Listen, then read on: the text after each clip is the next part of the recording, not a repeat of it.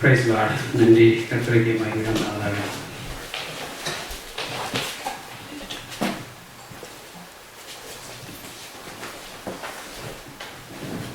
அதாவது நம்ம இன்னைக்கு தியானிக்கும்படியாக எழுதப்பட்ட வசனம் எதுனா 2 பேதுரு 1வது அதிகாரம் 5லிருந்து 7 வரைக்கும் படிக்கலாம். 2 பேதுரு 1:5 முதல் 7 வரை. இப்படி இருக்க நீங்கள் அதிக ஜாக்கிரதை உள்ளவர்களாய் உங்கள் விசுவாசத்தோட தைரியத்தையும், தைரியத்தோட ஞானத்தையும், ஞானத்தோட இச்சை அடக்கத்தையும், இச்சை அடக்கத்தோட பொறுமையையும், பொறுமையோட தேவ பக்தியையும், தேவ பக்தியோட சகோதர சிநேகத்தையும், சகோதர சிநேகத்தோட அன்பையும் கூட்டி வழங்குங்கள். ஆமென். ஸோ இது ரொம்ப முக்கியமானது. பேதுரு இதை எழுதுறாரு. அதாவது 2 பேதுரு எப்போ எழுதுறாரு அப்படின்னா, அவர் பெர்சிக்யூஷன் ஆகிறதுக்கு முன்னபடி அவர் கொலை செய்யறதுக்காக அவர் ஆயத்தப்படுத்தி இருக்கும்போது அவர் இதை எழுதுறாரு 2 பேதுருவை. அதை எப்படி மக்களுக்கு சொல்றாரு, எப்படி நீங்க கனி கொடுக்கிறவர்களாக மாற முடியும் அப்படின்னு 8வது வசனத்துல சொல்றது, இவைகள் உங்களுக்கு உண்டாயிருந்து பெருகினால் உங்களை நம்முடைய கர்த்தராக இயேசு கிறிஸ்துவை அறிகிற அறிவிலே வீணரும் கனியற்றவர்களுமாய் இருக்க ஒட்டாது. இதை எப்படி கனி உடையவர்களாக நம்ம மாறணும், கிறிஸ்துவை அறிகிற அறிவில் நம்ம எப்படி வளர்றோமா, இல்லை நம்ம கனி கொடுக்குறோமா இல்லையா, கனி கொடுத்தா இன்னும் அதிக கனிகளை எப்படி கொடுக்க முடியும். அதாவது யோவான் 15:2 ஜீசஸ் சொல்றாரு, எண்ணில் கனி கொடாது இருக்கிற கொடி எதுவோ அதை அவர் அறுத்து போடுகிறார், கனி கொடுக்கிற கொடி எதுவோ அது அதிக கனியை கொடுக்கும்படி அதை சுத்தம் பண்ணுகிறார். இப்போ எண்ணத்துல கனி கொடுக்காத கொடி எதா இருந்தாலும் அதை அறுத்து போடுன்னு சொல்றாரு. கனி கொடுக்கறத இன்னும் அதிகமா கனி கொடுக்கும்படி அவர் அதை சுத்தம் பண்ணுகிறார் அப்படின்னு யோவான் 15:2 ஜீசஸ் சொல்ல நம்ம பார்க்கிறோம். ஸோ இந்த இதுல பாத்தீங்கன்னா விசுவாசத்தோட தைரியம், தைரியத்தோட ஞானம், ஞானத்தோட இச்சை அடக்கம், இச்சை அடக்கத்தோட பொறுமை, பொறுமையோட தேவ பக்தியோட சகோதர சிநேகத்தோட அன்பு, இது எல்லாம் நம்மகிட்ட நம்ம இருக்கும். எப்போ இருப்போம், நமக்கு சொந்தமா ஏதாவது சுயமா ஏதாவது நமக்கு வேலை நடக்கணும் அப்படின்னா நம்ம இதெல்லாம் செய்வோம். விசுவாசத்தோட தைரியமா இருப்போம். நமக்கு ஒரு காரியம் ஆகணும் அப்படின்னா, நமக்கு ஒரு என்ன சொல்றது, ஒரு லோன் அப்ளை பண்ணி கிடைக்கிற மாதிரி இருந்தாலும் சரி, இல்லைன்னா வேற ஏதாவது நம்ம அதே மாதிரி காரியங்கள், நமக்கு சொந்தமான காரியங்களுக்காக நம்ம காத்திருக்கும் போது அது என்ன ஆகுது, நம்ம இந்த விசுவாசத்தோட தைரியம் வரும், தைரியத்தோட ஞானம் வரும், ஞானத்தோட இச்சை எடுக்க வரும், இச்சையோட தெய்வ பக்தி எல்லாமே வரும். ஆனா கர்த்தருடைய சித்தத்தின்படி இது இருக்குதா கனி, இதெல்லாம் இருந்தால் அது எப்படி கனி கொடுக்கலாம் மாற முடியும்னா, கர்த்தருடைய சித்தத்தை எடுத்து நம்ம செய்யும் போது தான் இது கனி கொடுக்கலாம் மாற முடியும். இப்போ இதை நம்ம தனித்தனியா பார்க்க போறோம். எப்படி பழைய ஏற்பாடுல ஒரு எக்ஸாம்பிளையும், இந்த காஸ்பிள் ஆஃப் புக்ல நம்மளுடைய மேத்யூ கடவுள் மத்தேயு சுவிசேஷத்துல எப்படி இந்த சுவிசேஷ புத்தகத்துல எப்படி ஜீசஸ் சொல்றாரு அதை மட்டும் நம்ம பார்க்க போறோம். லெட்டர்ஸ் நிறைய விஷயங்கள் இருந்தாலும் இதை இந்த அந்த பாயிண்ட்ஸை ஒரு எக்ஸாம்பிளோடையும் ஜீசஸ் அதை எப்படி கொண்டு வராரு அப்படிங்கிறத நம்ம இன்னைக்கு தியானிக்க போறோம். முதல்ல பாத்தீங்கன்னா விசுவாசத்தோட தைரியம். விசுவாசத்தோட தைரியம் அப்படின்னா, விசுவாசத்தோட தைரியமான ஒரு செயலை தானியலை தவிர நம்ம டக்குன்னு எடுத்துட முடியாது. நம்ம பேசிக்க பார்க்குறோம். பார்த்துக்கோங்க, தானியல் எப்படி ஒரு விசுவாசத்தோட தைரியம் இருந்தாங்க பார்த்தீங்கன்னா, தானியல் 6வது அதிகாரத்துல தானியல்ல 13 பார்த்தீங்கன்னா அவர் எப்படி படிச்சுப்பாரு. 13-23 வரைக்கும் படிங்க. அப்பொழுது அவர்கள் ராஜாவை நோக்கி, சிறைபிடிக்கப்பட்ட யூதேயா தேசத்தின் புத்திரரில் தானியேல் என்பவன் உம்மையும் நீர் கையெழுத்து வைத்து கொடுத்த கட்டளையையும் மதியாமல் தினம் 3 வேளையும் தான் பண்ணும் விண்ணப்பத்தை பண்ணுகிறான் என்றார்கள். கவனிச்சுக்கோங்க, இது எப்படி தானியேல் கதை எல்லாத்தையுமே தெரியும். அவர் 3 வேளைகள் என்ன பண்றான்னா விண்ணப்பம் பண்ணி ஜெபிக்கிறான்னு சொல்லி அது ஒரு குற்றமா ராஜாட்ட போய் சொல்றாங்க. இந்த நேரத்துல அவங்க கும்பிடுற கடவுளை தான் நீ கும்பிடணும், வேற யாரையும் கும்பிடக்கூடாத பட்சத்துல இவர் 3 வேளை ஜெபிக்கிறாருன்னு சொல்லி இவருக்கு கம்ப்ளைண்ட் பண்ணும்போது அவர் என்ன பண்றாரு, ராஜா என்ன பண்றாரு, அவருக்கு கட்டளையிடுறாரு. 16வது அதிகாரத்துல பாத்தீங்கன்னா 16வது வசனத்துல ராஜா கட்டளையிட, ராஜா இந்த வார்த்தைகளை கேட்டபோது தன்னில் மிகவும் சஞ்சலப்பட்டு தானியேலை காப்பாற்றும்படிக்கு அவன் பேரில் தன் மனதை வைத்து அவனை தப்புவிக்கிறதற்காக சூரியன் அஸ்தமிக்கு மட்டும் பிரயாசப்பட்டு கொண்டிருந்தான். அப்பொழுது அந்த மனுஷர் ராஜாவினிடத்தில் கூட்டமாய் வந்து ராஜா கட்டளையிட்ட எந்த தாக்கீதும் கட்டளையும் மாற்றப்படக்கூடாது என்பது மேதியருக்கும் பெர்சியருக்கும் பிரமாணமாய் இருக்கிறது என்று அறிவீராக என்றார்கள். அப்பொழுது ராஜா கட்டளையிட அவர்கள் தானியேலை கொண்டு வந்து அவனை சிங்கங்களின் கெபியிலே போட்டார்கள். ராஜா தானியேலை நோக்கி, நீ இடைவிடாமல் ஆராதிக்கிற உன் தேவன் உன்னை தப்புவிப்பார் என்றான். ஓகே, இப்ப பாருங்க, இதுல தானியேலை பத்தி ரொம்ப தெளிவா இதுல சொல்லப்பட்டிருக்குது.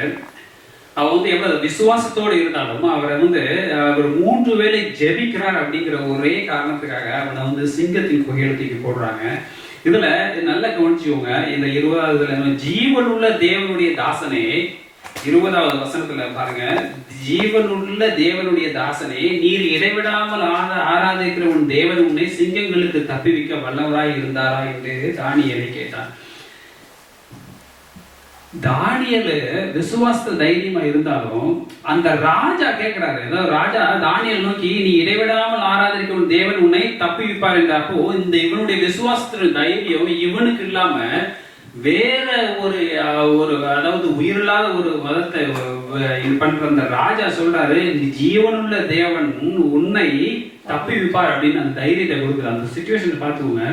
எவ்வளவு தைரியமா இருந்தா, அவர் வந்து விசுவாசத்துல எவ்வளவு உண்மையா தைரியமா இருந்தால் அந்த தானியேல் உள்ள போவான். தானியேலுக்கு வர தைரியத்தை விட தானியேலுக்கு கூட இந்த ராஜாக்கு தைரியத்தை உருவாக்கி இருக்கு பாருங்க.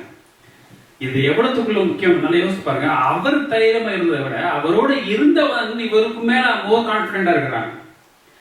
உன்னை ஜீவனுள்ள தேவனை கூன்ற நீ வந்து உன்னுடைய தேவன் என்ன பண்ணுவார், இடைவிடாமல் ஆராதிக்கிற உன் தேவன் உன்னை சிங்கங்களுக்கு தப்பிவிக்க வல்லவராக இருந்தாரா. அதுக்கு தானியேல் சொல்றார், தேவன் தம்முடைய தூதனை அனுப்பி அவைகள் வாயை கட்டி போட்டான். சோ இந்த இடத்துல பாருங்க, இந்த விசுவாசத்தின் தைரியம் வந்து தானியேல் எப்படி கொண்டு போறாங்கன்னு. சோ இது பழைய ஏற்பாடுல. புதிய ஏற்பாடுல பாத்தீங்கன்னா மத்தேயு 8:5-10 வரைக்கும் படிங்க. Matthew 8:5-10. இயேசு கப்பர்நகூமில் பிரவேசித்த போது 100க்கு அதிபதி ஒருவன் அவரிடத்தில் வந்து, ஆண்டவரே, என் வேலைக்காரன் வீட்டிலே திமிர்வாதமாய் கிடந்து கொடிய வேதனைப்படுகிறான் என்று அவரை வேண்டிக் கொண்டான். அதற்கு இயேசு, நான் வந்து அவரை சொஸ்தமாக்குவேன் என்றார். 100க்கு அதிபதி பிரத்யுத்தரமாக, ஆண்டவரே, நீர் என் வீட்டுக்குள் பிரவேசிக்க நான் ஒரு வார்த்தை மாத்திரம் சொல்லும், அப்பொழுது என் வேலைக்காரன் சொஸ்தமாவான். இப்ப பாருங்க, 100க்கு அதிபதி வந்து வர்றாரு. இதுல அவர் வந்து என்ன சொல்ற, என்னுடைய வேலைக்காரனுக்கு வீட்டுல வேலைக்காரன் திமிர்வாதம் பிடித்து கொடிய வேதனையினால வேதனைப்படுகிறான், அவன் வந்து சுத்தமாக்குன்னு சொல்றாரு. அதுக்கு கடவுள் சொல்ற, நான் வர்றேன், நான் வந்து அவனை சுத்தமாக்குன்னு சொல்றாரு ஜீசஸ். அதுக்கு அவன் திருப்பி என்ன சொல்றாரு, நீர் என் வீட்டுக்கு பிரவேசிக்க நான் பாத்திரனால ஒரு வார்த்தை மாத்திரம் சொல்லும், அப்பொழுது என் வேலைக்காரன் சுத்தமாவான். பாருங்க, விசுவாசத்தோடு கேட்கிறான். இதுல நீங்க வரவே வேண்டாம், வர்றதுக்கு என்னுடைய வீடு பாத்திரமா இல்ல, நீங்க ஒரு வார்த்தை சொல்லுங்க, நான் அதை எடுத்துட்டு போன சுகமாவான். அப்ப இயேசு அவரை கேட்டு ஆச்சரியப்பட்டு என்ன சொல்றாரு, இஸ்ரவேலுக்குள்ளும் நான் இப்படிப்பட்ட விசுவாசத்தை காணவில்லை என்று மெய்யாகவே உங்களுக்கு சொல்கிறேன். அப்போ இது பாருங்க, நல்ல கவனிங்க, இந்த விசுவாசத்துல அவர் எவ்வளவு இந்த இஸ்ரவேல் மத்தியில இந்த மாதிரி விசுவாசம் யாரையும் பார்த்து இல்லை அப்படின்னு அவர் மெய்யாகவே சொல்றாரு. அப்படின்னு சொல்றாருன்னா இந்த விசுவாசம் தைரியம் நம்மகிட்ட இருக்குதா? ஸோ விசுவாசம் மட்டும் இருந்தாலும் அதில் ஒரு கான்ஃபிடென்ட்டாக இருக்கணும்னா, இந்த தைரியம் நமக்கு வரணும். அப்படின்னா எப்படி வரும்? அதில் வந்து ஸ்ட்ராங்காக இருக்கும்போது. 2வது பாருங்க, தைரியத்தோட ஞானம். எதுக்கு தைரியத்தோட ஞானத்துக்கு வந்து பெஸ்ட் எக்ஸாம்பிள் வந்து தாவீதையும் கோலியாத்தையும் தவிர எதுவுமே கிடைக்காது. அதாவது 1 சாமுவேல் 17 பார்த்தீங்கன்னா 26வது, அதாவது தெரியும் எப்படி வந்து தாவீது கோலியாத்தை இது பண்ணான்னு தெரியும். 1 சாமுவேல் 17 பாத்தீங்கன்னா 26 ஜீவனுள்ள தேவனுடைய சேனைகளை யார் சொல்றா? 1 சாமுவேல் 17:26. அப்பொழுது தாவீது தன்னண்டையிலே நிற்கிறவர்களை பார்த்து, இந்த பெலிஸ்தனை கொன்று இஸ்ரவேலுக்கு நேரிட்ட நிந்தையை நீக்குகிறவனுக்கு என்ன செய்யப்படும்? ஜீவனுள்ள தேவனுடைய சேனைகளை நிந்திக்கிறதற்கு விருத்த சேதனம் இல்லாத இந்த பெலிஸ்தன் எம்மாத்திரம் என்றான். தாவீது சொல்றா, அந்த ஜீவனுள்ள தேவனுடைய சேனைகளை நிந்திக்கிறதற்கு விருத்த சேதனம் இல்லாத இந்த பெலிஸ்தன் எம்மாத்திரம். 37வது வசனத்தை பார்த்தீங்கன்னா, என்னை சிங்கத்தின் கைக்கும் கரடியின் கைக்கும் தப்பி வைத்த கர்த்தர் இந்த பெலிஸ்தனுடைய கைக்கு தப்பி வைப்பார். இப்போ பாருங்க, இதுல வந்து சவுல் வந்து தாவீது சொல்ல நான் போய் இவனை அடிக்கிறேன் அப்படிங்கிறான். அப்போ வந்து எல்லாரும் பயந்து போயிருக்கிறாங்க. எல்லாருக்கும் தெரியும் தாவீது வந்து எப்படி கோலியாத் அடிச்சாருன்னு. ஆனா அதுல பாருங்க, அதுல என்ன மாதிரி அவர் கிளியர் அதை வந்து எப்படி எடுத்து போனாங்க, அந்த ஞானம் எப்படி அந்த இடத்துல வந்துச்சுன்னு பாருங்க. சவுல் அவனுக்கு கூப்பிட்டு நீ வந்து நான் அடிக்கிறேன், அவர் வந்து கொல்ல போறேன் அப்படின்னு சொல்லி அவரா உள்ள போகும்போது சவுல் என்ன பண்றாரு, வந்து தன்னுடைய வஸ்திரம், கவசம், பட்டயம் எல்லாத்தையும் கொடுக்குறாரு. கொடுத்து, அதாவது 39-40 படிச்சீங்கன்னா தெரியும், அவருடைய எல்லா வஸ்திரத்தையும் பட்டயத்தையும் எல்லாத்தையும் எடுத்து அவர் கொடுக்குறாரு. கொடுத்தாலும் அவன் என்ன பண்றான், போட்டு பார்க்கறான். போட்டு பார்த்துட்டு கடைசி அவனால அதுல அவன் சாட்டிஸ்ஃபைட் ஆகல. அவன் சொல்ல இதெல்லாம் எனக்கு வேணாம், தேவையில்லை, எல்லாத்தையும் கலப்பி போட்டு 5 கூடங்கள் எடுத்து பாக்கெட் வச்சுட்டு போயிடான். ஸோ இப்போ இதுல என்ன நம்ம தெரிகிறோம் அப்படின்னா, ஒரு விஷயத்த நம்ம பண்ணணும்னு நம்ம விசுவாசத்தோட தைரியமா இருந்தாலும் நம்ம எடுத்து கொண்டு போய் அதை செயல்படுத்தும் போது நமக்கு ஒரு தடையை ஏற்படுத்தும். அது எப்படி வரும் அப்படிங்கிறது நமக்கு தெரியாது, அது எந்த மாதிரி வரும் அப்படிங்கிறது நமக்கு தெரியும். ஆனால் இவர் வந்து போகும்போது இவனுக்கு அவருடைய வஸ்திரத்தையும் அவருடைய பட்டயங்கள் எல்லாத்தையும் எடுத்து கொடுக்குறாரு. எல்லாம் எடுத்து கொடுத்தும் அவன் வந்து வேணாம் அப்படின்னு சொல்லி ஒதுக்கி வச்சுட்டு அவன் என்ன பண்றான், நான் என்னுடைய இதுல எப்படி, அதாவது எல்லாத்தையும் எடுத்து ஒதுக்கி வச்சுட்டு நானே போறேன், எனக்கு தேவை இதுதான். அவன் அதனுடைய மைண்டை வந்து டிஸ்ட்ராக்ட் பண்ணுது. ஏன் டிஸ்ட்ராக்ட் பண்ணுது அப்படின்னு பாத்தீங்கன்னா, அந்த நேரத்துல இவன் இந்த பட்டயத்தையும் கொஞ்சம் யோசித்து பாருங்க, இந்த பட்டயமும் இதெல்லாம் எடுத்துட்டு அந்த வஸ்திரத்தெல்லாம் கொடுத்துட்டு அங்க போய் முன்னாடி இவனால ஜெயிச்சிருக்க முடியுமா? முடியாது, கண்டிப்பா ஜெயிச்சிருக்க முடியாது.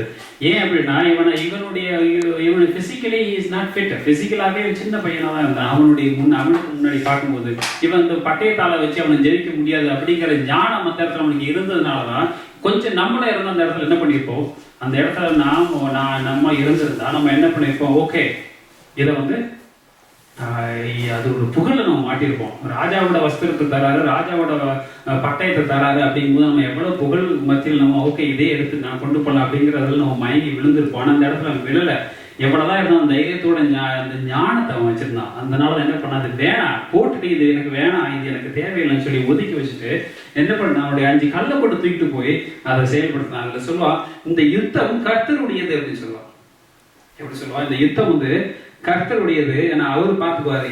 47 வசனத்துக்கு படிக்க ஒரு 1 சாமுவேல் 17 கர்த்தர் பட்டயத்தினாலும் ஈட்டியினாலும் ரட்சிக்கிறவர் அல்ல என்று இந்த ஜனக்கூட்டம் எல்லாம் அறிந்து கொள்ளும். யுத்தம் கர்த்தருடையது, அவர் உங்களை எங்கள் கையில் ஒப்பு கொடுப்பார் என்றான். நல்ல கவனிச்சுங்க, கர்த்தர் பட்டயத்தினாலும் ஈட்டினாலும் ரட்சிக்கிறவர் அல்ல. அவன் நினைச்சிருந்தாலும் அந்த பட்டயத்தை ஈட்டியை தூக்கிட்டு போய் நின்றதுக்கு, ஆனா இல்ல, அந்த இடத்துல அவனுடைய ஞானம் எப்படி பரிசுத்த ஆதியானவனால அவருடைய ஞானம் இருந்ததுனாலதான் என்ன பண்ணா, அது வேணாம் சொல்லிட்டு போனா. அதுக்கு சொல்லிட்டு நான் கர்த்தர் இந்த பட்டயத்தினாலும் ஈட்டினாலும் ரட்சிக்கிறவர்ல இந்த ஜனக்கூட்டங்கள் எல்லாம் அறிந்து கொள்ளும். எல்லாருக்கும் தெரியும் அவர் வந்து பட்டயத்தினால் அவருடைய மகா கிருபையினாலும் அந்த அவருடைய வல்லமையினாலும் நடக்கும்போது இந்த யுத்தம் வந்து யாருடையது, கர்த்தருடையது. அவர் உங்களை எங்கள் கையில் ஒப்பு கொடுப்பார் என்றார். அப்போ அந்த அளவு தைரியத்தோட அந்த ஞானம் யாருக்கு இருந்துச்சு அப்படின்னா இவருக்கு இருந்ததுனாலதான் அதை வந்து கையாள முடிஞ்சு. இதே இது மத்தேயு 15:22-27 பாத்தீங்கன்னா ஒரு கானானிய ஸ்திரீ வந்து ஒரு 15:22-27 கொஞ்சம் படிங்க. அப்பொழுது அந்த திசைகளில் குடியிருக்கிற கானானிய ஸ்திரீ ஒருத்தி அவரிடத்தில் வந்து, ஆண்டவரே, தாவீதின் குமாரனே, எனக்கு இரங்கும், என் மகள் பிசாசினால் கொடிய வேதனைப்படுகிறாள் என்று சொல்லி கூப்பிட்டார். இப்ப பாருங்க, ஒரு லேடி வந்து கூப்பிடுது, ஒரு ஜாதியான லேடி. அவளுக்கு பிரதியுத்தரமாக கடவுள் என்ன சொல்றாருன்னா, அவளுக்கு பிரதியுத்தரமாக அவர் ஒரு வார்த்தையும் சொல்லவில்லை. அப்பொழுது அவளுடைய சீஷர்கள் வந்து, இவள் நம்மை பின்தொடர்ந்து கூப்பிடுகிறாளே, இவளை அனுப்பிவிடும் என்று அவரை வேண்டிக் கொண்டார்கள். அதற்கு அவர், காணாமற் போன ஆடுகளாகிய இஸ்ரவேல் வீட்டாரிடத்திற்கு அனுப்பப்பட்டேனே அன்றி மற்றபடி அல்ல என்றார். அவள் வந்து, ஆண்டவரே, எனக்கு உதவி செய்யும் என்று அவரை பணிந்து கொண்டாள். அவர் அவளை நோக்கி, பிள்ளைகளின் அப்பத்தை எடுத்து நாய்க்குட்டிகளுக்கு போடுகிறது நல்லதல்ல என்றார். அதற்கு அவள், மெய்தான் ஆண்டவரே, ஆகிலும் நாய்க்குட்டிகள் தங்கள் எஜமான்களின் மேஜையிலிருந்து விழும் துணிக்கைகளை தின்னுமே என்றாள். இயேசு அவளுக்கு பிரத்யுத்தரமாக, ஸ்திரீயே, உன் விசுவாசம் பெரிது, நீ விரும்புகிறபடி உனக்கு ஆக கடவுது என்றார். அந்நேரமே அவள் மகள் ஆரோக்கியமானாள். பாருங்க, இதுல நல்லா கவனிச்சுக்கோங்க. 22 என்ன பண்ணுது, ஒரு கானானிய ஸ்திரீ ஒருத்தி அவரிடத்தில் வந்து, ஆண்டவரே, தாவீதின் குமாரனே, எனக்கு இரங்கும். அவர் என்ன முதல்ல வந்து கேட்கிறார், எனக்கு இறங்கும், என் மகள் பிசாசினால் கொடிய வேதனைப்படுகிறாள் என்று சொல்லி கூப்பிட்டார். அவர் விசுவாசத்துல இருந்து அந்த தைரியத்தோட அந்த ஞானத்துல கூப்பிடுறார். அப்ப தைரியத்தோட கூப்பிடுறா. அப்ப கடவுள் ஜீசஸ் என்ன சொல்றாரு, இது காணாம போன ஆடு இல்லை, இஸ்ரவேல் வீட்டாருக்கு அனுப்பப்பட்டேன் என்று மற்றபடி இல்லை, இஸ்ரவேல் வீட்டாருக்கு தான் அனுப்பப்பட்டிருக்கேன் மற்றபடி இல்லை அப்படின்னு அவர் சொல்றாரு. அந்த இடத்துல ஆண்டவரே எனக்கு உதவி செய்யும் என்று அவரை பணிந்து கொண்டால் அவர் அவளை நோக்கி, பிள்ளைகளின் அப்பத்தை எடுத்து நாய்க்குட்டிகளுக்கு போடுகிறது நல்லதில்லை என்றார். இப்ப பாருங்க, இந்த வார்த்தையை சொன்ன உடனே நம்ம என்ன பண்ணுவோம், நார்மலா ஐயோன்னு வருத்தப்பட்டு நம்ம அந்த இடத்தை விலகிதான் போவோம். எப்படி தாவீது வந்து கோலியாத்தை அடிக்கிறதுக்காக தயாராகி பண்ணும்போது சவுல் அவருடைய வஸ்திரத்தையும் அவருடைய வாழை எடுத்து கொடுக்கும்போது அதை போட்டுட்டு வேணாம் அப்படின்னு சொல்லி ஒதுக்கி வச்சுட்டு கல்லை தூக்கிட்டு போனது ஞானம் வந்துச்சு பாருங்க. அதே போல இந்த இடத்துல இந்த லேடி பாருங்க, ஜீசஸ் சொல்றாரு பிள்ளைகள் அப்பத்தை எடுத்து நாய்க்குட்டிகள் போடுகிறது நல்லதல்ல அப்படின்னு சொல்லும் போது உடனே அது வந்து வருத்தப்படல, கோவல என்ன சொல்லுது, ஆமாண்டவரே அது உண்மைதான், ஆயிலும் நாய்க்குட்டிகள் தங்களை எஜமானல் மேஜில் இருந்து விழும் துணிக்கைகளை தின்னுமே. அப்போ அந்த இடத்துல இந்த ஞானம் எங்க இருந்து வந்துச்சு இந்த லேடிக்கு, அந்த நாய்க்குட்டி கீழே விழுந்து திங்கும்னா அதையாவது எங்களுக்கு கொடுங்க அப்படின்னு கேட்கறதுக்கு அந்த பொறுமையும் அந்த ஞானத்தையும் கடவுள் கொடுத்தாருல. அப்போதான் அந்த லேடி என்ன ஆகுது, அந்த ஸ்திரீயோட மகள் வந்து சொஸ்தமாகிறார். ஸோ இந்த இடத்துல இதே சூழ்நிலை நம்மளுடைய இடத்துலையும் வச்சு பாருங்க. நம்ம ஒரு காரியங்களுக்காகவும் எதுக்காவது ஜெபிக்கும் போதோ இல்லைன்னா ஒரு 90% நம்ம கடந்து வந்திருப்போம் அந்த காரியத்துல. இது எனக்கு நடக்கணும் அப்படின்னு சொல்லி 90% வந்து அந்த 90%ல வந்து ஏதாவது ஒரு தடை வரும். அந்த அது வந்து அந்த 100% வரக்கூடிய திருப்தியை விட இந்த 90% நம்ம ஃபேஸ் பண்ற தடை வந்து அதோட சந்தோஷத்தை கொடுக்கறதா இருக்கும். எப்படி தாவீது வந்து போகும்போது அந்த வஸ்திரத்தையும் அந்த சவுலோட வஸ்திரத்தையும் கொஞ்சம் யோசித்து பாருங்க, ஒரு ராஜாவோட வஸ்திரத்தையும் அவரோட பட்டயத்தை கொடுக்கும்போது அதை வேண்டான்னு யாராவது சொல்லுவோமா?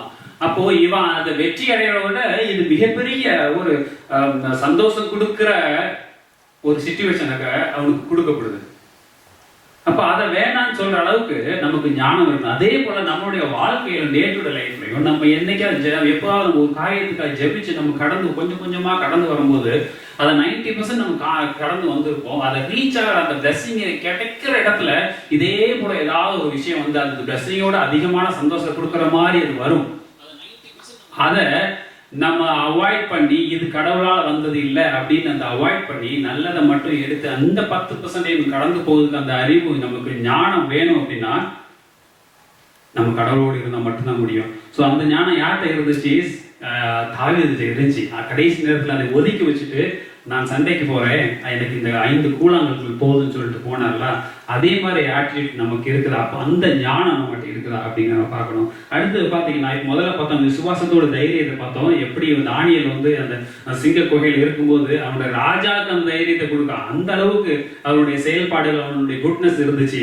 அது மத்திய 8 நம்ம பார்த்தோம், எப்படி ஆண்டவரே என் வீட்டுக்கு பிரவேசிங்க, நீங்க பிரவேசிக்கிறதுக்கு நான் பார்த்திருந்தேன்ல, நீங்க சொன்னா போதும் அப்படின்னு ஒரு 110 சொன்ன இஸ்ரேல் மத்தியில இதே போல விசுவாசம் எவனும் இல்லை அப்படின்னு சொன்னதை நம்ம பார்த்தோம். விசுவாசம் தைரியத்தை. 2வது பார்த்தோம் தைரியத்தோட ஞானம். 1 சாமுவேல் 17 பார்த்தோம் தாவீது கோலியாத்தை எப்படி பண்ணான்னு பார்த்தோம்.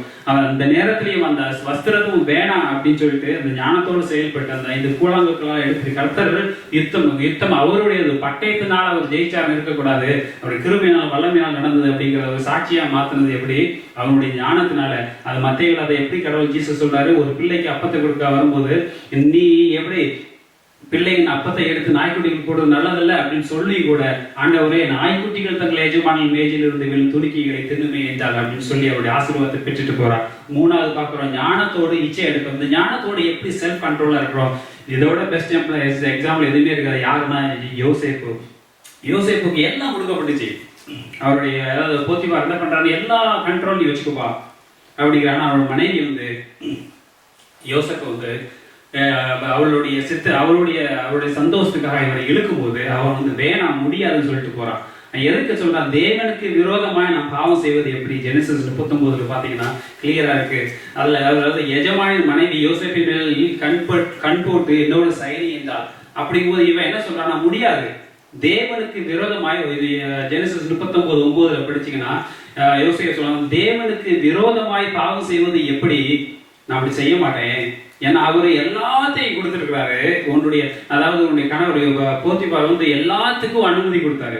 எதுனாலும் வச்சு நீ தைரியமா நீ வந்து ஆளுகை பண்ணி நீ எல்லாம் உன்னோட கண்ட்ரோல் இருக்குன்னு. ஆனா இதை மட்டும் கொடுக்கல. ஒரு மனைவி, அந்த மனைவி என்ன சொல்றா, நீ என்னையும் எடுத்துக்கோ அப்படிங்கிறா. ஆனா இவன் என்ன சொல்றான், இல்ல நான் தேவனுக்கு விரோதமா பாவம் செய்ய மாட்டேன். இந்த பாருங்க, அந்த ஞானம் இருந்தாலும் அந்த இடத்துல ஒரு செல்ஃப் கண்ட்ரோல் இருக்கு பாருங்க.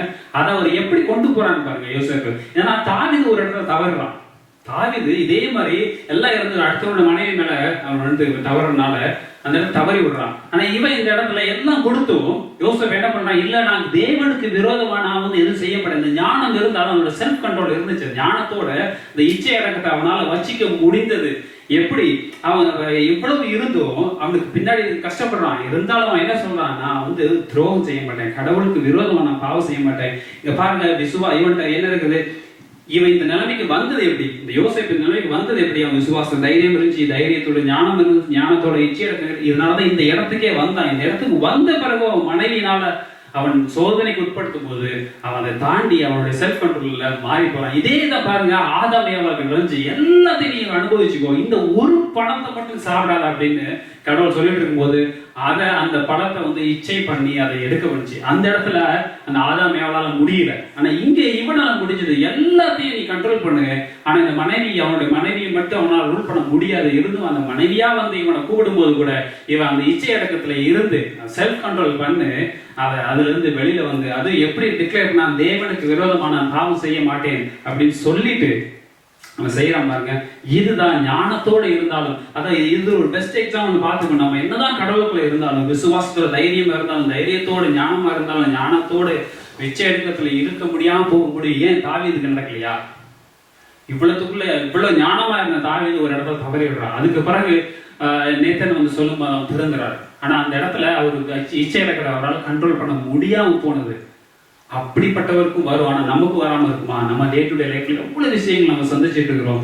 இந்த ஞானத்தோடு நம்ம இருந்தாலும், இல்ல நான் நல்லா தான் இருக்கிறேன், எனக்கு எல்லாம் தெரியும், நான் ஜெபம் பண்ணிட்டு தான் வந்தேன், 24 நாள் ஜெபத்துல இருப்பேன், என்னுடைய கடவுள் என்னோடு இருக்கிறாரு, என்னை பாதுகாத்துக் கொள்வாரு அப்படின்னு சொல்லிட்டு நம்ம போனாலும் நமக்கு வரக்கூடிய டெஸ்ட்ல நம்ம பாஸ் ஆக முடியுமா? இந்த செல்ஃப் கண்ட்ரோல் நம்மகிட்ட எப்போதுமே இருக்குதா அப்படின்னு நம்ம எப்போதும் யோசித்து பார்க்கணும். இந்த மேத்யூ 21ல இதே காஸ்பல்ல என்ன சொல்லுது, இதே காஸ்பல் என்ன சொல்லு பாருங்க. 21ல 28 to 31 படிங்க. மேத்யூ 21. அதாவது ஒரு தோட்டத்துக்காரல இயேசு, அதாவது என்ன 21-28 படிங்க. ஒரு மனுஷனுக்கு 2 குமாரர்கள் இருந்தார்கள். மூத்தவனிடத்தில், அதாவது யாருன்னா ஒரு தோட்டத்துக்கு வேலை செய்யறதுக்காக அவருக்கு வந்து சொல்றார், எங்களுக்கு நீ போய் இன்றைக்கு என் திராட்சை தோட்டத்தில் வேலை செய்ய அப்படின்னு மூத்த பையன்கிட்ட அவர் கேட்கிறார். அப்போ மூத்த பையன் சொல்றான், மாட்டேன். 29ல சொல்றது, அதற்கு அவன் மாட்டேன் என்றான். ஆயினும் பின்பு அவன் மனசாவப்பட்டு போனான். இறைவனிடத்தில் அவன் வந்து அப்படியே சொன்னான். அதற்கு அவன் போகிறேன் ஐயா என்று சொல்லி போகவில்லை. அப்போ 2 பையன் இருக்கிறான். மூத்தவன்கிட்ட போய் அவங்க அப்பா சொல்றாரு, போய் திராட்சை தோட்டத்தில் போய் வேலை செய்யணும். ஆனா அவர் என்ன, அவன் சொல்றான் முடியாது அப்படின்னு சொல்றான். சொல்லிட்டு பின்பு அவன் மனசாகப்பட்டு போயிட்டான். 2வது சின்ன பையன் போய் சொல்றாரு, அவன் இல்ல நான் போறேன் அப்படிங்கிறான், போகல. இவ்விருவரில் எவன் தகப்பனுடைய சித்தத்தின்படி செய்தவன் என்று கேட்டார். அதற்கு அவர்கள் மூத்தவன் என்றார். ஓகே, அப்போ இதுல நமக்கு தெரியும் 2 பேர் இருக்கிறாங்க. மூத்தவன் சொல்லும் போது முடியாதுன்னு சொல்றான்ல. ஓகே, முடியாதுன்னு சொல்லும் போது எதனால அவன் முடியாதுன்னு சொல்றான்னா, நம்ம வீட்டுல நம்ம 2 பிள்ளைகள் இருக்கு. மூத்த பிள்ளைகிட்ட போய் இதை பண்ணு அப்படின்னு சொல்லும்போது அவன் பண்ண முடியாதுன்னு சொன்னான்னா எதனால முடியாதுன்னு சொல்லுவான். ஒன்று அவன் வேற ஏதாவது சிந்தனையில் இருக்கணும், இல்லைன்னா ஏதாவது சோசியல் மீடியாவில் உட்காந்துருக்கணும், இல்லைன்னா டிவி பார்த்துருக்கணும், இல்லைன்னா யார் கூடயாவது ஃபோனில் பேசிட்டு இருக்கணும். ஸோ அன்வான்டாக ஏதாவது பண்ண, அப்போ ஏதோ அவனை கண்ட்ரோல் பண்ணிட்டு இருக்குது.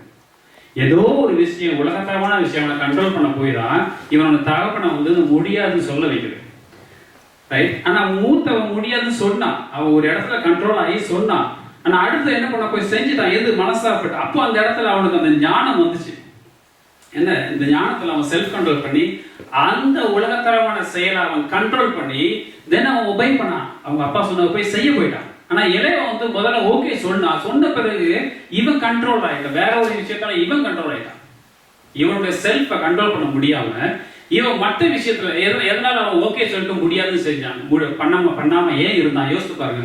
ஓகே சொல்லிட்டு அவன் செய்யற அப்படின்னா ஒண்ணு அவன் வேற ஏதாவது ஒரு விஷயத்துல மாட்டிருக்கணும், இல்லைன்னா ஏதாவது டிவி பார்த்துட்டு இருப்பான். இப்போ உள்ள சூழ்நிலை சொல்றேன், அப்போது எப்படி இருந்து தெரியாது. இப்போ உள்ள சூழ்நிலை எப்படி முடியவா ஓகே 2வது பிள்ளை வந்து ஓகே சொல்லிட்டு செய்யாம இருந்துச்சுன்னா ஒன்று அதை டிவி பார்த்துட்டு இருக்கும், இல்லைன்னா லேசியா உட்காந்துருக்கும், இல்லைன்னா வேற ஏதாவது சோசியல் மீடியாவில் உட்காந்து பார்த்துட்டு இருக்கும், இல்லைன்னா ஃபோன் பண்ணி, இல்லை வேற ஏதாவது எதையாவது பண்ணிட்டு இருக்கும், எதையாவது ஒரு இதில் அடிக்ட் ஆகிருக்கும்.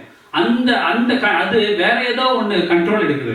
அந்த கண்ட்ரோலை இவங்களால செல்ஃப் கண்ட்ரோல் பண்ண முடியாத காரணத்தினால இவனால போக முடியல, ஆனா முடியாதுன்னு சொன்னவன் போயிட்டான். அதுக்கு ஜீசஸ் ரொம்ப தெளிவா சொல்றாரு. என்ன சொல்றாரு? இவ்விருவர்களில் எவன் சித்தத்தின்படி தகவல் சித்தத்தின்படி செய்யறான்னு கேட்கும்போது அவர் சொல்றாரு மூத்தவன். அப்ப சொல்லும்போது ஆயக்காரரும் வேசிகளும் உங்களுக்கு முன்னே தேவனுடைய ராஜ்யத்தில் பிரவேசிக்கிறார்கள் என்று மெய்யாகவே உங்களுக்கு சொல்லுகிறேன். இது ஒரு பெரிய வார்னிங் டோன். நம்ம எதுக்கு அதை சொல்றேன்னா, நான் வந்து கடவுளோடு தான் இருக்கிறேன், நான் பைபிள் படிச்சுட்டு இருக்கிறேன், கடவுள் சித்தத்தின்படி இருக்கிறேன், நம்மளாவே நம்மளுடைய டெஸ்டினேஷனை வந்து உறுதிப்படுத்தி நம்ம செஞ்சுட்டு இருக்கிறோம் பாருங்க. அது எந்த அளவுக்கு உண்மையா இருக்கும் அப்படின்னு தெரியாது. ஏன்னா அவர் சொல்றாரு ஆயக்காரர்களும் வேசிகளும் தேவனுடைய ராஜ்யத்துக்கு பிரவேசிக்கிறாங்க. யாருக்கு? உங்களுக்கு முன்னே. ஏன்னா நம்மளாம் ஆமா ஆமான்னு சொல்லிட்டு கடவுள் சித்தத்தை தான் செய்யறேன், கடவுளுக்காக தான் இருக்கிறேன் அப்படின்னு நம்மளாவே நம்ம செஞ்சு சொல்லிக்கிட்டு, ஆனா அவருடைய சித்தத்தை நம்ம செய்யாம இருக்கிறோமா? எப்படி மூத்த பையன் ஆமா பண்றேன் அப்படின்னு சொல்லிட்டு பண்ண மாட்டேன்னு சொல்லிட்டு போனா, இளையவன் பண்றேன்னு சொல்லிட்டு உட்காந்துட்டான். நம்மளும் அதே மாதிரி கடவுள் ஜெபம் பண்ணும் போதும் பைபிள் படிக்கும் போதும் கடவுள் சித்தத்தை தான் நான் செய்யறேன் அப்படின்னு சொல்லிட்டு கடைசி செய்யாம இருக்கிறோமா? அப்போ நம்ம போகாம ஆயக்காரர்கள் வேசிக்காரர்கள் போவார் அப்படின்னு சொல்றாரு. அவங்க போயிட்டாங்கன்னா அப்ப நம்ம என்ன இது படிச்சு இதெல்லாம் தெரிஞ்சு அறிஞ்சு நம்ம என்ன பண்றோம்?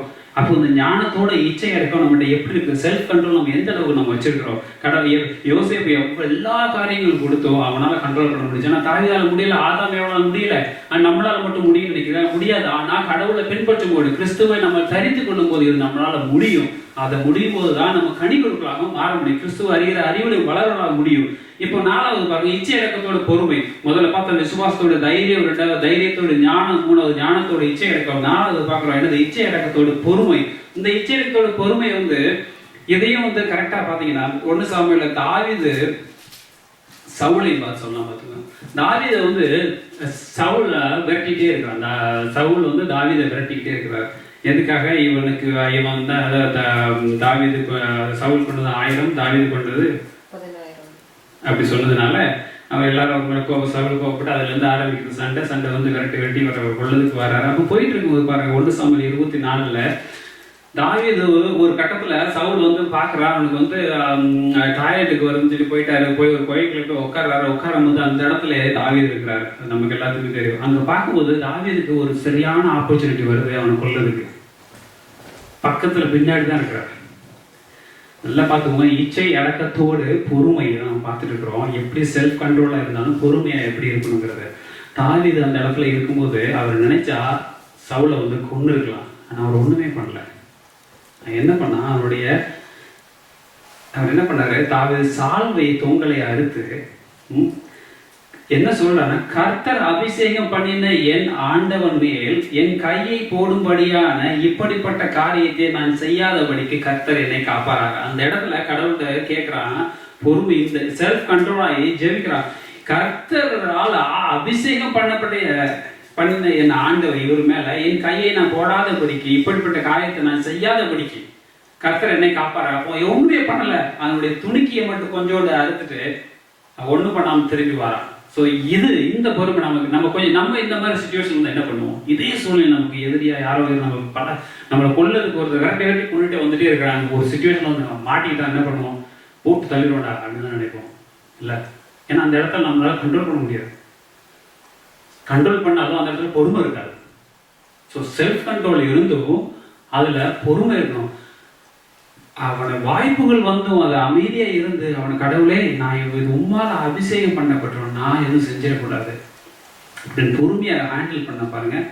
அது நமக்கு இருக்குதா? இதை நம்ம யோசித்து பார்ப்போம். இதே யோவான்ல பாத்தீங்கன்னா, இது காஸ்பல்ல ஜீசஸ் சொல்றாரு. யோவான் ஜான் 6ல 66-69 படிங்க. யோவான் 6:69. அது முதல் அவருடைய சீஷரில் அநேகர் அவருடனே கூட நடவாமல் பின்வாங்கி போனார்கள். கவனிச்சுக்கோங்க, ஜீசஸோடு இருக்கிறாங்க எல்லா சீசர்களும். அப்போ அவர்களோடே இருந்து அவரே பார்த்து அவரே நடந்து அவருடைய செயல இருந்த ஒரு அற்புதங்களையும் அதிசயங்களையும் பார்த்துட்டு இருக்கிறவங்க என்ன சொல்றாங்க? சீசர்கள் அநேகர் அவருடைய நடவாமல் பின்வாங்கி போனார்கள்.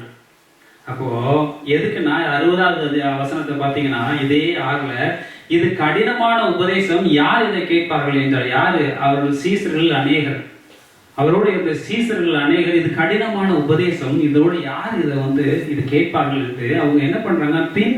பின்வாங்கி போனார்கள். இது ஜீசஸ் அடுத்து என்ன சொல்றாரு, அவங்க பின்வாங்கி போறாங்க, அவங்க பின்னாடி போகவே இல்லையே. ஏப்பா போறீங்க, வாங்க உட்காந்து பேசலாம், நம்ம எதுக்கு பிரச்சனை வருது, மீட்டிங் போடுவோம், போர்ட் மீட்டிங் போடுவோம், இல்லை மெம்பர்ஷிப் மீட்டிங் போடுவோம், போர்ட் எல்லாரும் உட்காரோம் அப்படிலாம் சொல்லவே இல்லை. அவர் ஸ்ட்ரெயிட்டா என்ன சொல்றாரு, பக்கத்துல இந்த 12 பேர் பார்த்து கேட்கிறாரு, நீங்க போகலையா? 12 நோக்கி நீங்களும் போய்விட இருக்கிறீர்களோ, ஏப்பா நீங்களும் உங்களுக்கும் போவதுக்கு இல்லையா, நீங்க போறீங்களா அப்படின்னு கேட்கிறாரு. கூட நீங்க போறியா அப்படின்னு கேட்கிறாரு. இந்த மாதிரி யாரால பண்ண முடியும்? அப்படின்னு எவ்வளவுக்குள்ள ஒரு பொறுமையோ இச்சை அடக்கம் இருந்தாலும் பொறுமையோடு இருக்கணும். தாவீது வந்து அந்த இடத்துல நடந்தாரு. இங்க பாருங்க ஜீசஸ் எப்படி ஹேண்டில் பண்றாருன்னு. நீங்க போகலையா அப்படின்னு. அதுக்கு சீமன் பேதுரு என்ன சொல்றாரு, ஆண்டவரே யாரிடத்தில் போவோம், நித்திய ஜீவ வசனங்கள் உம்மிடத்தில் உண்டே, நீர் ஜீவனுள்ள தேவனுடைய குமாரனாகிய கிறிஸ்து என்று நாங்கள் விசுவாசித்தும் அறிந்தும் இருக்கிறோம். அப்போ இந்த மாதிரி ஒரு பொறுமையும் நமக்கு என்னதான் செல்ஃப், அதாவது விசுவாசத்துல தைரியம் இருந்தாலும் தைரியத்துல ஞானம் இருந்தாலும் ஞானத்துல இச்சை அடக்கம் இருந்தாலும் இச்சை அடக்கத்துல பொறுமை இருக்கணும். இப்ப கூட இருந்த அந்த சீசர்கள் பாருங்க, 70 பேர் கிட்ட இருக்கிறாங்க. அவங்க எல்லாம் போய் நீ போய் நாமத்து நிமித்தம் சுவிசேஷம் சொல்லு, அவங்களும் அதிசயங்களும் அற்புதங்களும் பண்ணிட்டு வந்துட்டு இருக்கிறாங்க. அவங்க சொல்றாங்க இங்க வந்து உங்களுக்கு உபதேசம் கடினமா இருக்குங்க. ஸோ இந்த சிச்சுவேஷன் நம்மளும் சில நேரங்களில் வந்து கடவுள் அற்புதங்கள் அதிசயங்கள் நம்ம வந்து வாழ்க்கையில் நம்ம பங்குல இருந்திருப்போம், நமக்கு நடந்திருப்போம், கடவுள் கிருபையான ஒரு ஆசீர்வதிச்சிருப்பாரு. ஆனாலும் ஒரு கட்டத்துல நம்ம சோர்ந்து ஐயோ இது ரொம்ப கடினமா இருக்கு அப்படின்னு சொல்லி நம்மளும் திரும்புவோம். ஏன்னா கூட இருந்த சீசர்கள் திரும்புறாங்க. ஆனா நாமளும் ஏமாத்துறோம். அவர் முகமும் பார்த்து அவருடைய அதிசயங்களை கண்டு அற்புதங்களை பார்த்தவங்க திரும்பி போறாங்க. அப்போ நம்மளும் அதே போல அற்புதங்களையும் அதிசயங்களையும் கண்டு நம்ம வாழ்க்கையில தினம் தினம் அதை அனுபவிச்சு அதை ருசிச்ச நம்மளும் ஏன் திரும்பி போக மாட்டோம் அப்படிங்கிற என்ன நிச்சயம் இருக்கு? அப்போ இந்த பொறுமை நம்மகிட்ட இருக்குதா? இதெல்லாம் இருந்தாதான் கனி கொடுக்காதவர்களாக மாற்ற மாட்டோம் அப்படின்னு இந்த 2 பேருக்குள்ள எழுதப்பட்டு நம்ம படிச்சுட்டு இருக்கோம் இல்ல. அப்போ இந்த பொறுமை நமக்கு எங்க இருந்து வரும்? அவர்களுக்கே இல்லைன்னா நமக்கு இருக்கும். ஏன் நம்ம சில நேரங்களில் ஓவர் கான்பிடென்ட் ஆயிடுறோம். இதெல்லாம் இருக்கு நம்மகிட்ட. ஏன் அப்படின்னா அதுல எந்த ஒரு எக்ஸாம் இல்லை. நீ +2 படிச்சுன்னா அந்த எக்ஸாமினேஷன் போய் மார்க் எடுக்கணும். MBBS படிக்கணும், அந்த மார்க் எடுத்து அது பாஸ் ஆகணும். ஆனா இல்லை, அப்படி இல்லையே. நான் படிச்ச வசனம் எனக்கு போதும் அப்படிங்கிறதுனால இதுல எந்த ஒரு டெஸ்ட்டுமே இல்லை. நம்மளே முடிவு பண்ணிக்கிறோம், நான் வந்து நல்லா தான் இருக்கிறேன் கடவுள் மத்தியில. ஏன் அவங்களுக்கு கடவுளை கொடுக்கும்போது ஏன் நம்மளும் கடவுளோட தான் இருக்கிறேன், எனக்கு ஏன் இது வரல அப்படிங்கிறத அவங்க யோசிக்கிறோமே தவிர நான் எந்த இடத்துல குறைவுபட்டிருக்கிறேன், நான் எந்த இடத்துல நின்றுட்டு இருக்கிறேன் அப்படிங்கிற அறிவு ஞானம் நமக்கு இல்லாம போயிருது. எந்த இடத்துல விடலாம், விசுவாசத்துல விடலாம், தைரியத்துல விடலாம், ஞானத்துல விடலாம், இச்சையடக்கத்துல விடலாம், இந்த பொறுமையில விடலாம். சொன்னோம் அப்படி இருக்குமா? அடுத்தது பாருங்க, பொறுமையோட தேவ பக்தி. இவ்வளவுதான் இருந்தும், விசுவாசம் இருந்து, தைரியம் இருந்து, ஞானம் இருந்து, இச்சையடக்கம் இருந்து, பொறுமை இருந்தும் அதுல தேவ பக்தி வேணும். அது இருக்குதா? இதே நம்ம பார்த்தோம், யோசப்பை பத்தி பார்த்தோம். யோசப்பை வந்து உள்ளத்துக்கு போட்டாங்க, அவருடைய மனைவி கூப்பிட்டாருன்றதுனால போக மாட்டேன் அப்படின்னு சொன்னதுனால என்ன பண்றாரு, அவரை ஜெயில 2 வருஷம் தூக்கி வச்சுறாங்க. வைக்கும் போது அந்த இடத்துல என்ன பண்றாரு, அங்கேயும் ஒரு பக்தியோட தான் இருக்கிறாரு. அவர் வந்து வருத்தப்படவே இல்லை. நான் வந்து செய்யாத பாவத்துக்கு என்னை உள்ள தூக்கி போட்டாங்களே, இது தெரியும். அவரோட மனைவியோட டிராமானாலதான் உள்ள போனாருங்க. இது நமக்கு பாருங்க, அந்த இடத்துல என்ன எழுதிருக்குன்னா, ஜெனசிஸ் 39 அதுல 23 பாத்தீங்கன்னா, கர்த்தர் அவனோடே இருந்தபடியால் அவன் எதை செய்தானோ அதை கர்த்தர் வாய்க்க பண்ணினபடியால் அவனிடம் எதை குறித்தும் சிறைச்சாலை தலைவன் விசாரிக்கவில்லை. அப்ப அந்த சிறைச்சாலையில கூட அவன் அங்க ஒரு லீடரா தான் வச்சிருக்கிறாரு கடவுள். எதனால? கர்த்தர் அவனோடு இருந்தபடியால். கர்த்தர் அவனோடு இருந்த, அப்போ அவன் அந்த இடத்துல தேவ பக்தியா பொறுமையோடு இருந்தாலும் அந்த இடத்துல தேவ பக்தியோடு இருந்ததுனால அவன் என்ன, அது கடவுள் அந்த இடத்துலயும் அவனை என்ன செய்யறாரு, அவன் எதை செய்தானோ அதை கர்த்தர் வாய்க்க பண்ணினபடியால் அவனிடம் எதை குறித்து சிறைச்சாலை தலைவன் விசாரிக்கவில்லை. எதை குறித்து அவனை கேட்கலாம், இஷ்டத்துக்கு செய்யலாம், இஷ்டத்துக்கு பண்ணிக்கலாம். அந்த சிறைச்சாலை இவன் நல்ல தெரியும், இவன் தவறுக்காக உள்ள போகலன்னு. கொஞ்சம் யோசித்து பாருங்க, இந்த இடத்துல வேற யாரா இருந்தா நான் என்ன தப்பு பண்ணேன், எதுக்காக நிக்கிறேன், என்ன கடவுள், நீரெல்லாம் ஒரு கடவுளா, என்னை அப்படி பண்ணிட்டீங்க, நான் என்னெல்லாம் செஞ்சேன் உங்களுக்காக, அங்க இது பண்ணேன், இது செஞ்சேன், அது பண்ணேன், இது பண்ணேன், 1 நாள் லிஸ்ட்டை போடுவோம், பெரிய புக் எழுதுவோம் 1000 பக்கத்துக்கு, இதெல்லாம் பண்ணணும். என்ன ஏன் இந்த பாவம் நான் பண்ணவே இல்லை, இது 100% ட்ரூ, நான் பண்ணவே இல்லை. உங்களுக்கும் தெரியும் ஏன் என்ன இந்த சிறைச்சாலையில் போட்டு கஷ்டப்படுத்துறீங்க அப்படின்னு நம்ம வந்து குற்றம் சாட்டிட்டு மர்மம் பண்ணிட்டே இருக்கும். நம்மளுக்குள்ளே முழுங்கிட்டே இருக்கும். ஐயோ இப்படியாச்சு அப்படியாச்சு, ஏன் இதை அனுபவிச்சாரு அதுலேயே நம்ம ஸ்டக்காகி நிற்போம் தவிர கர்த்தருடைய அவரோட மேல உள்ள தேவ பக்தியில் நம்ம வளருவோம்னு கேட்டால் வளர்ந்துருக்க மாட்டோம். ஏன் வளர்ந்துருக்க மாட்டோம்? நம்முடைய இந்த சின்ன சின்ன விஷயங்கள் நம்மளை தடை பண்ணுது. ஆனா இந்த இடத்துல அவனுக்கு அப்படி எதுவுமே ஆகல. அவன தேவ பக்தியோட இருந்தான். இவனும் அதே மாதிரி தேவ பக்தி இல்லாம அந்த இடத்துல இதே மாதிரி கஷ்டப்பட்டு கடவுளை ஏதாவது சொல்லிட்டு இருந்தானா இவனுக்கு மேல வைத்த சித்தம் நிறைவேறி இருக்குமா? இன்னும் நடக்கவே இல்லை. யோசேப்புக்கு மேல வச்ச சித்தம் இனிமேதான் நடக்கவே போகுது. இவன் இந்த ஜெயிலிருந்து வெளில வந்த பிறகுதான் அவனுடைய கர்த்தருடைய மகா கிருபையினால் அவன் நடத்துற எல்லா செயல்களும் மக்களுக்கு தெரியப்படுது. இதுக்கு பிறகுதான் இவன் இந்த இடத்துல இவன் ஃபெயில் ஆயிருந்தான்னா இவனை வச்சு கடவுள் இவனுக்கு முன்குறிக்கப்பட்ட சித்தம் நிறைவேறி இருக்குமா? நிறைவேறி இருக்காது. அதே போல இன்னைக்கு டே டு டே லைஃப்ல எத்தனை மனிதர்கள் பாதியில வெளியில வந்திருக்கிறாங்க, பாதியில விழுந்திருக்காங்க நமக்கு தெரியும். நம்ம பார்க்கலாம், நம்மளுடைய பார்வைக்கு நம்ம நாலேஜுக்கு நிறைய பேர் இருக்கிறாங்க. எத்தனையோ மனிதர்கள் இது பாதியில விழப்பட்டிருக்கிறாங்க. அப்படி விழப்பட்டிருக்கிறாங்கன்னா எதனால? இந்த மாதிரி சிச்சுவேஷன் வரும்போது அதனுடைய பக்தியில சில குறைவுகள் வர்றதுனால ஆயிடுது. இந்த குறைவுகள் நமக்கு வராம இருக்கணும் அப்படின்னா நம்ம என்ன செய்யணும்? ஆரம்பத்தில் இருந்தபடியே விசுவாச, தைரியம், ஞானம், நிச்சயம், பொறுமை, தேவ பக்தி நமக்கு இருந்தே ஆகணும். இதே இதுல பாருங்களேன், காஸ்பல்ல ஜீசஸ் என்ன சொல்றாருன்னா இதை ரொம்ப அழகா வாணி கொடுக்குறாரு. மார்க் 13:8 பாத்தீங்கன்னா, ஜனத்துக்கு விரோதமாய் ஜனமும் ராஜ்யத்துக்கு விரோதமாய் ராஜ்யமும் எழும்பும், பூமி அதிர்ச்சிகளும் பல இடங்களில் உண்டாகும், இவைகள் வேதனைகளுக்கு ஆரம்பம், நீங்களோ எச்சரிக்கையாயிருங்கள். யுத்தங்களின் செய்திகளையும் கேள்விப்படும் போது கலங்காதீர்கள். இது கடைசி சொல்ற, இதெல்லாம் கடைசி காலத்துல அடையாளங்கள் அப்படிங்கிறாரு. நான் சாதாரண ஒரு குற்றம் செய்யாத 2 வருஷம் உள்ளத்துக்கு போட்டிருக்கோம், தேவ பக்தியோடு இருந்தான் செய்யாத பாவத்துக்கு. ஆனா நீ இது கடைசி காலத்துல இது யோசேப்புக்கு நடந்தது ஒண்ணு. ஆனா ஜீசஸ் என்ன சொல்றாரு? கடைசி காலத்துல ஒவ்வொருத்தருக்கும் இது நடக்கும். எப்படி வரும்? ஜனத்துக்கு விரோதமா ஜனமும் வரும், மக்களுக்கு விரோதமா மக்களும், ராஜ்யத்துக்கு விரோதமா ராஜ்யமும் எழும்பும், பூமி அதிர்ச்சி பல இடங்களில் உண்டாகும், இவை எல்லாம் வேதனைகளுக்கு ஆரம்பம். இதெல்லாம் வேதனைகளா வருகிறாரு. அப்ப நான் எவ்வளவு தேவ பக்தியா இருக்கணும்?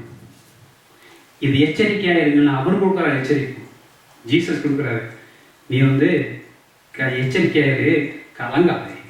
யுத்தங்களின் செய்திகளையும் கேள்விப்படும் போது கலங்காத, எச்சரிக்கையாரு. தேவ பக்தியோடு இருக்கும்போது மட்டும்தான் இதெல்லாம் நம்மளால ஹேண்டில் பண்ண முடியும். அது இல்லை அப்படின்னா ஒண்ணுமே பண்ண முடியாது. அடுத்தது பாருங்க, தேவ பக்தியோட சகோதரத்தோட அன்பு. இந்த தேவ பக்தி இருந்தாலும் சகோதரத்துவங்கிறது நாட் ஓன்லி அவனோட ஓன் சிப்ளிங், நம்மளுடைய நெய்பர்ஸும் கூட, அவங்கள நம்ம எப்படி நடத்துகிறோம், அதனோட அன்பு எப்படி. ஜீசஸ் இந்த அன்பையும் சகோதரத்துவத்தையும் புதிய ஏற்பாடுல எல்லா இடத்துலையும் பார்க்கலாம். அந்த காஸ்பல் புக்ல ஜீசஸ் சொல்ற எல்லாமே அதே தான். எல்லா கட்டளையும் ஒரே கட்டளை சொன்னா, நீ உன்னை அன்பு செலுத்துவது போல பிறரை நேசி அப்படிங்கிறாரு. இல்ல, பிறருங்கிறத நெய்பர். நீ உண்மையில எவ்வளவு அன்பா இருக்கியோ அதே போல உன்னோட நெய்பரை அன்பாயிரு அப்படிங்கிறத அவர் கொடுக்கும் மெயின் கட்டளை. அதை நம்ம கடைபிடிக்கிறோமா? அப்போ இது எல்லாம் கடைசி எதுல முடியுது? அன்புல முடியுது. விசுவாசல ஆரம்பிக்கிறது, அன்புல முடியுது.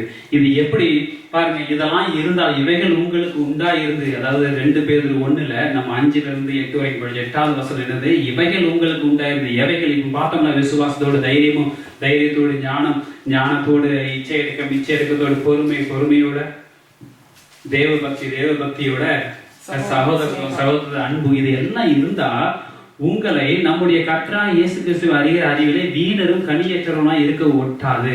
இதெல்லாம் இருந்துச்சுன்னா நம்ம கர்த்தரை பற்றும் அறிவு வளருமோ தவிர குறையாது. நம்ம கனி கொடுக்குறோம் மாறுவோமோ தவிர மாறாம இருக்கும். கனி கொடுக்குறோமா இல்லையா அப்படிங்கிற நம்ம என்னைக்கா யோசித்து பார்க்குறோமா?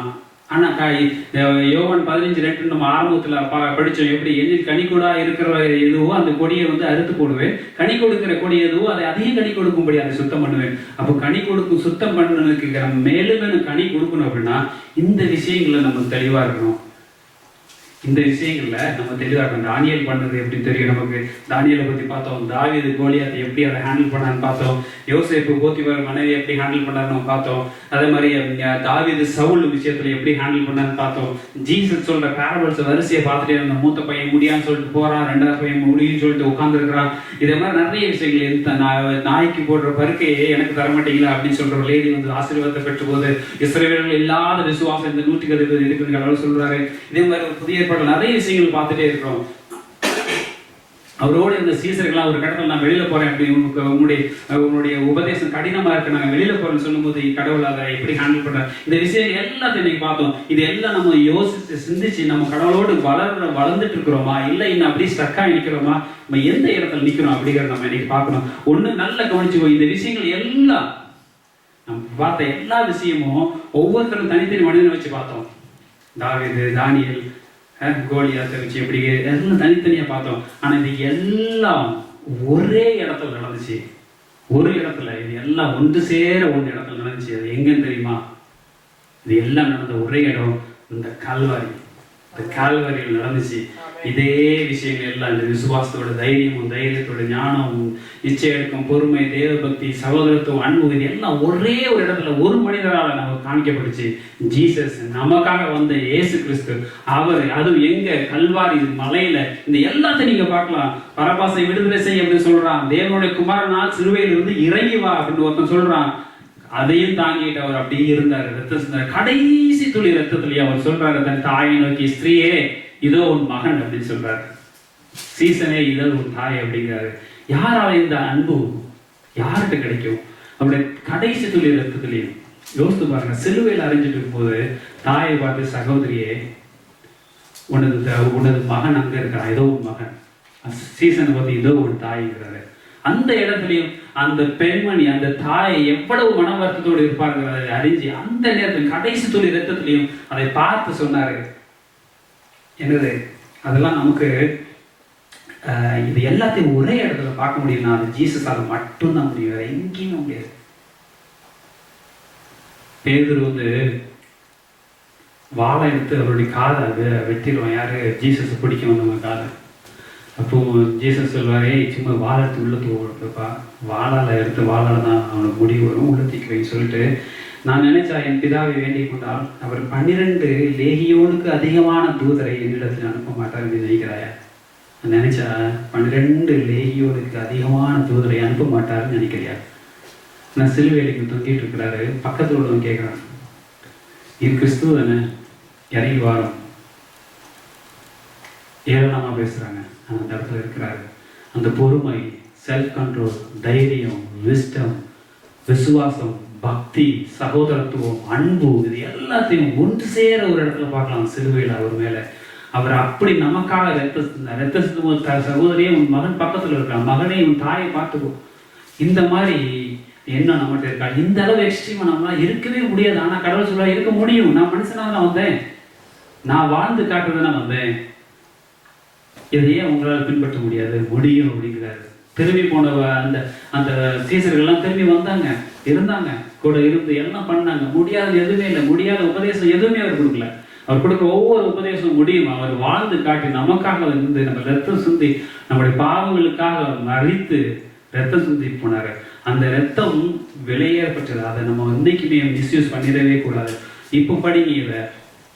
நீங்கள் அதிக ஜாக்கிரதை உள்ளவர்களாய் உங்கள் விசுவாசத்தோடு தைரியத்தோடு ஞானத்தையும், ஞானத்தோடு இச்சை அடக்கத்தையும், இச்சை அடக்கத்தோடு பொறுமையும், பொறுமையோட தேவபக்தியும், தேவபக்தியோட சகோதர சிநேகத்தோட அன்பையும் கூட்டி வழங்குங்கள். இவைகள் உங்களுக்கு உண்டாயிருந்து பெருகினால் உங்களை நம்முடைய கர்த்தராகிய இயேசு கிறிஸ்து வருகிற அறிவிலே வீணரும் கனியற்றவனாய் இருக்க ஒட்டாது. நம்ம எந்த நேரத்திலும் கனி இல்லாதவர்களாக இது மாற்றவே மாட்டாது. இது கனிகளை கொடுப்பவர்களாக மாறும். மென்மேலும் கனி கொடுத்து கடவுளுடைய சித்தத்தை செயல்களாக மாற்றும். இந்த வசனத்தின்படி நம்ம நடக்கிறதுக்கு முயற்சி செய்வோம். இது முயற்சி நம்ம செய்வோம். கடவுள் தான் நடத்தப்படுறாரு. ஏன்னா எப்படி தாவீது சொல்றான், இது இந்த யுத்தம் கர்த்தருக்குரியது அப்படிங்கிற போது இந்த யுத்தமும் கர்த்தருக்குரியது. பட்டயத்தினால் அவர் ஜெயிக்கக்கூடியவர் இல்லை, நம்மளுடைய ஞானத்தினால் இந்த பரிசுத்த ஆவியானவனால் தான் இதை ஜெயிக்க வைக்கப்படுறாரு. அதுக்கு நான் ஈடு கொடுக்கணும். நான் கிறிஸ்துவ அறிகிற அறிவில் வளர்றேனா, கடவுள் சித்தப்படி செய்யறேனா, இது எல்லாம் என் மனதில் இருந்துகிட்டே இருக்குதா? இதை நான் கடவுளுக்காக நான் எப்படி செய்வேன்? நான் கனி கொடுக்கிறதாக மட்டும் இல்லாமல் கனி